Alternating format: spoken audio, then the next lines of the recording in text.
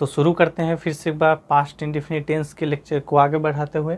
Past indefinite tense का इससे पहले अफर्मेटिव और नेगेटिव हो गया है, ये है पास्ट इंडेफिनिट टेंस का लेक्चर नंबर 2 बोले, या फिर पास्ट इंडेफिनिट टेंस का इंटेरोगेटिव सेंटेंस बोलते हैं इसको। इससे पहले अफर्मेटिव नेगेटिव हो गया था, हालांकि वहीं पर ही बता दिया गया था कि डिड लगता है इसमें, हेल्पिंग वर्ब क्या लगता है, डिड। जैसे प्रेजेंट इंडेफिनिट में लगाए थे डू और डज, यहाँ पे पास्ट इंडेफिनिट में लगाते हैं डिड का यूज करते हैं। ये भी बिल्कुल सेम है, इसका हिंदी मतलब वही है कि पास्ट इंडेफिनिट का मतलब कि कोई भी काम पास्ट में हो गया, इसमें था, थे, थी या फिर ऐसा कुछ वर्ड नहीं दिया गया रहता है लास्ट में जिससे कि पता चले कि है मतलब पास्ट का है, लेकिन इसमें था, थे, थी नहीं रहता है, केवल रहता है तो आ, ए और ई की मात्रा। जैसे क्या तुमने उसे बताया, इसमें केवल मात्रा ही रहता है, क्या तुमने उसे बताया, क्या तुमने क्लास ज्वाइन किया, माना मतलब खा ली या फिर खाई, आ, ए, ई, केवल मात्रा दिया हुआ रहता है। इसमें पहले ही क्लियर कर दिया गया था कि इसमें केवल मात्रा रहता है, इसमें मात्रा के अलावा और कुछ नहीं रहता है। था, थे, थी रियर केस में देखने को मिला तो ठीक है, और नहीं तो था, थे, थी नहीं रहता है, केवल यहाँ पे मात्रा से काम चलाते हैं। और इसमें हेल्पिंग वर्ब यूज करते हैं डिड। जैसे इंडेफिनिट में क्या बनाते थे, सब्जेक्ट वर्ब और ऑब्जेक्ट, और जब नेगेटिव बनाना हो या फिर इंटेरोगेटिव बनाना हो तो डू और डज का यूज करते थे। लेकिन पास्ट इंडेफिनिट के केस में केवल एक ही हेल्पिंग वर्ब यूज किया जाता है, वो है क्या, डिड।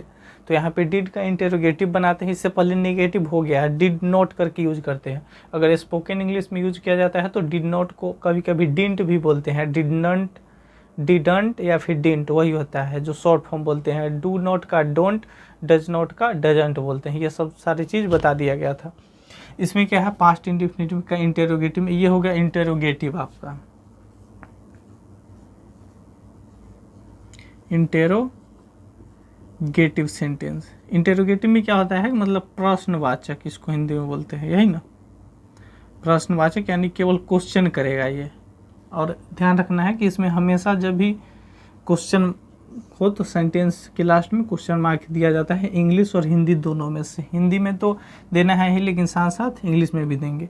इसमें क्या करना है, जैसे सबसे पहले इसमें अफर्मेटिव में था, अफर्मेटिव में क्या था, सब्जेक्ट और वर्ब टू था, उसके बाद ऑब्जेक्ट, और जैसे ही नेगेटिव बनाया तो नेगेटिव बनाने के लिए हेल्पिंग वर्ब यूज करते हैं डिड, और जैसे ही डिड आता है सेंटेंस में तो फिर वर्ब वन हो जाता है। अफर्मेटिव के लिए वर्ब टू यूज करते हैं, लेकिन जैसे ही इंटेरोगेटिव या फिर नेगेटिव बनाना तो वहाँ पे helping verb as a did का यूज करते हैं। तो यहाँ पे डिड का यूज करेंगे। जैसे नॉर्मल सेंटेंस बनाते हैं बिना टेंस कैटेगरी वाले सेंटेंस, ये तो हो गया टेंस, और बिना टेंस वाले भी जो सेंटेंस बनाते हैं उसमें भी जैसे is, am are use, was were use करते हैं, वैसे जब हेल्पिंग वर्ब को आगे करते हैं, जब सेंटेंस क्या से मेरा स्टार्ट होता है तो वहाँ पे क्या करते हैं, हेल्पिंग वर्ब को आगे करते हैं। वैसे ही सेम इसमें कर देंगे, जैसे पहले टेंस में जितना बनाए हैं अच्छे तरीके से वैसे ही। जैसे इसमें क्या है स्ट्रक्चर इसका इंटेरोगेटिव का, कि डीड सब्जेक्ट, उसके बाद वर्ब वन, उसके बाद ऑब्जेक्ट। इसमें टोटल में डीड है, इसमें कंफ्यूज नहीं होना है कि डीड लगा है, डज लगा है, क्या है, डू है, मतलब उसमें था डू और डज दो था, तो कन्फ्यूजन हो सकता था कि कहाँ पे डू लगेगा कहाँ पे डज लगेगा। सब्जेक्ट के अनुसार यहाँ पे डू और डज लगाते थे, लेकिन यहाँ पे केवल एक ही हेल्पिंग वर्ब है, वो है क्या, डिड। पास्ट इंडेफिनिट के केस में एक ही हेल्पिंग वर्ब क्या है, डिड। तो डिड को यूज करेंगे, एक ही हेल्पिंग वर्ब है, सब्जेक्ट चाहे कुछ भी रहे, और स्ट्रक्चर के अनुसार जैसे बनाते थे पहले वैसे ही बनाएंगे। इसमें डिड का यूज करेंगे यहाँ से, ठीक है। अब बनाते हैं इसको। डिड सबसे पहले देना है क्या वह आया। इसमें एक चीज़ और याद रखना है, जब सेंटेंस क्या से स्टार्ट होगा तो इंग्लिश भी स्टार्ट करेंगे डिड से, और जैसे ही डब्ल्यूएच वाले वर्ड्स आते हैं, क्या, कब, क्यों, कहाँ, कैसे, सेंटेंस के बीच में, तो वहाँ पे स्टार्ट करते हैं, फिर डब्ल्यूएच सबसे पहले आगे, उसके बाद आता है डिड।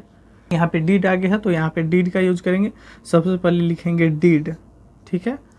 डिड क्या वह आया, डिड वह का ही, डिड ही।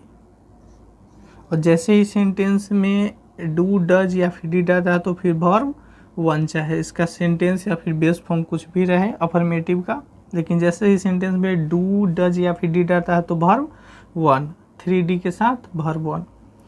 डिड ही कम, ठीक है। हालांकि कम का वर्ब वन और वर्ब थ्री सेम होता है, कम, केम, कम, लेकिन यहाँ पे कौन सा फॉर्म है, फर्स्ट फॉर्म है। डिड ही कम, क्या आपने मुझे बुलाया, डिड यू बुलाना का मतलब पुकारा, डिड यू कॉल मी, क्या आपने मुझे बुलाया, मतलब बुलाया, कहीं पे किसी को बुला रहा है कि यहाँ, तो वहाँ पे आकर के बोल सकते हैं क्या आपने मुझे बुलाया, या फिर क्या तुमने मुझे बुलाया। क्या आपने दवाइयाँ खा ली, डिड यू, दवाई खाना का होता है दवाई खाना या फिर दवाई लेना, मतलब आपने दवाई ली या फिर दवाई खाई, तो दवाई खाना या फिर दवाई का सेवन करना, मतलब दवाई खाना, उसका होता है take medicine, did you take medicine.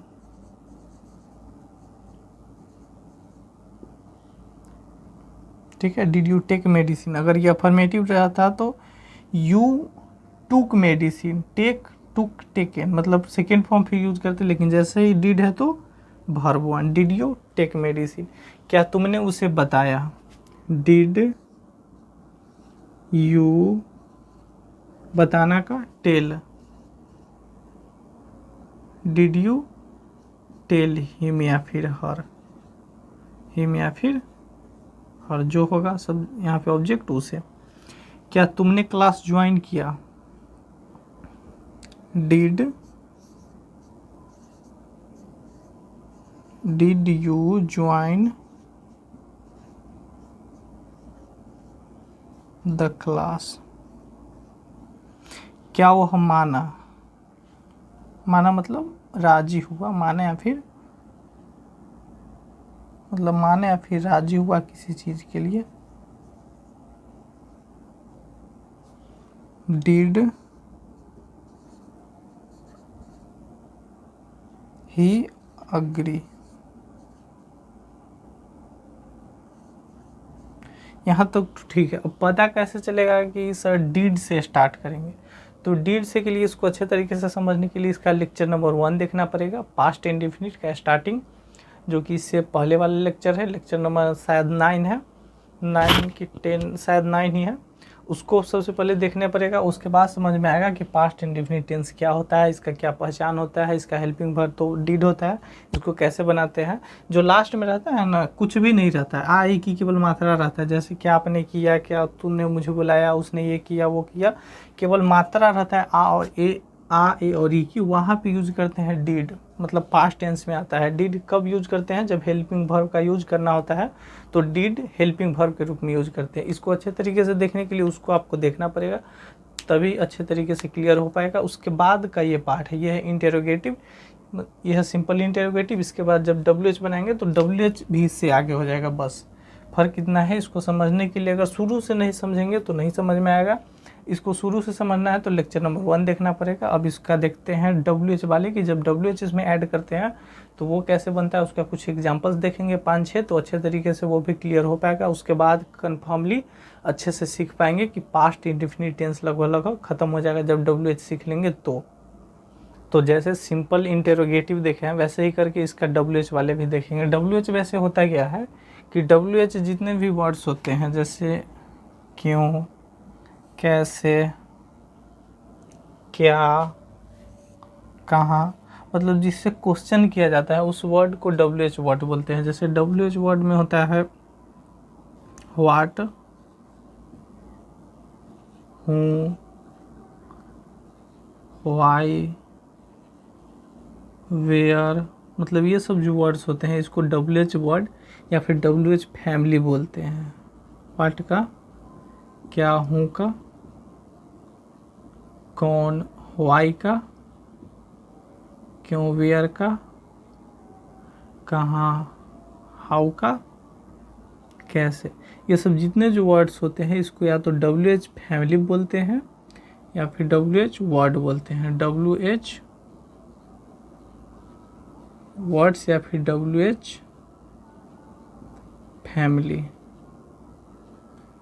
दोनों बोलते हैं इसको, या तो WH वर्ड बोलते हैं या फिर WH फैमिली। WH वर्ड क्या होते हैं, जैसे क्या, कब, क्यों, कहाँ, कैसे, कौन, किसने, किससे, क्या, ये सब जो जब इससे क्वेश्चन करते हैं तो ये सब बन जाते हैं WH वर्ड। मतलब इसको WH वर्ड कहने का कारण ये होता है कि अक्सर ये वर्ड्स जो है WH से स्टार्ट होते हैं और क्वेश्चन करते हैं, इसलिए इसको क्या बोलते हैं, WH वर्ड या फिर WH फैमिली। जब सेंटेंस में WH आता है, इसमें ध्यान देना ये है, इससे पहले सेंटेंस से स्टार्ट हो रहा था क्या से, और यहाँ पे क्या बीच में है, मतलब क्या आप गए और आपने क्या किया, मैंने क्या किया। तो यहाँ पे सेंटेंस के बीच में आ रहा है WH, क्या, क्यों, कहाँ, कैसे। जब भी सेंटेंस के बीच में आता है तो इसको WH मतलब WH वर्ड्स होता है और WH के तरीके से बनाते हैं। इसमें हेल्पिंग वर्ब डिड से स्टार्ट नहीं करेंगे और इसका स्ट्रक्चर में कुछ चेंज नहीं करना है। जैसे अब इंटरोगेटिव था, केवल आगे सबसे आगे कर देना है WH, सबसे आगे WH वर्ड ऐड कर देंगे और बाकी सब सेम रहेगा। जितना है helping verb, subject, verb, object सब सेम। खाली जैसे ही अगर WH वाले वर्ड्स है, मतलब WH से सेंटेंस बनने वाला है तो WH को आगे कर देंगे। WH होता है क्या है, तो ये क्या, कब, कहाँ, क्यों, कैसे, ये सब जो वर्ड्स होते हैं इसी को बोलते हैं WH। हिंदी में ये सब होता है, इंग्लिश में इसका WH से स्टार्ट होता है तो इसको बोलते हैं WH वर्ड या फिर WH फैमिली। और बाकी सब रूल सेम है, केवल WH जब वर्ड्स आया WH बना करके क्वेश्चन हो रहा है तो WH सबसे पहले आगे कर देंगे। जैसे WH क्या का अंग्रेजी होता है व्हाट, बाकी सेम व्हाट। उसके बाद हेल्पिंग वर्ब डिड, सब्जेक्ट मैंने का आई, करना का do, what did I do. Simple है बस। आपने क्या कहा सबसे पहले WH आगे क्या होगा व्हाट, उसके बाद क्या का WH आगे हो गया, डिड देना है हेल्पिंग वर्ब, व्हाट डिड आपने का यू, व्हाट डिड यू से मतलब आपने क्या कहा। सब्जेक्ट यहाँ पे था सबसे पहले WH, उसके बाद हेल्पिंग वर्ब डिड, सब्जेक्ट, उसके बाद वर्ब वन। अगर ऑब्जेक्ट होगा लास्ट में तो ऑब्जेक्ट कर देंगे बस। वह कहाँ गया, कहाँ का सबसे पहले WH, वेयर, एक ही हेल्पिंग वर्ब है डिड, वेयर डिड ही गो, ठीक है। और सब में वर्ब वन देना है। जैसे डिड कहीं पे आया या फिर डू डज तो वर्ब वन ही देना है। तुमने उसे क्यों बताया, सबसे पहले WH, क्यों का व्हाई, उसके बाद helping verb did, why did you, बताना का से या फिर tell, what did you tell him या फिर हर, ठीक है। यह कैसे हुआ, सबसे पहले कैसे का हाउ, WH, हाउ डिड, यह का this, how did this happen, कुछ होना या फिर घटित होना का हैपन लिखते हैं। ऐसे बोलते हैं ना व्हाट हैपेंड, क्या हुआ, व्हाट हैपेंड क्या हो गया, वही होता है हैपन मतलब क्या होना, कुछ होना गया, घटित होना। आपने इसे कैसे सीखा, WH क्या है कैसे का हाउ डिड यू, उसके बाद डिड यू वर्ब सीखना का, how did you learn it, आपने इसे कैसे सीखा।